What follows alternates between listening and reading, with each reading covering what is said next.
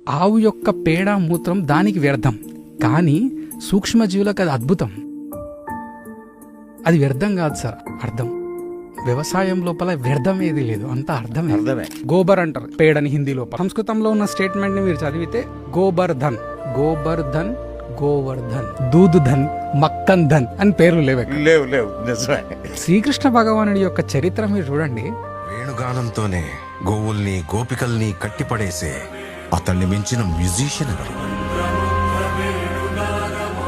ఇప్పుడు కోర్టు ఎట్లా రక్షిస్తుందో ఆయన చిన్నప్పుడే ఆవులను రక్షించడానికి రాక్షసులతో యుద్ధాలు చేసిండండి. శ్రీకృష్ణ భగవానుడు 5 తలల ఆదిశేషునిపై నిలబడినటువంటి ఐడల్ మీరు చాలా ప్రదేశాలలో చూస్తారు. అది ఆయన ఆవుల కోసం ప్రయత్నం చేసిండు.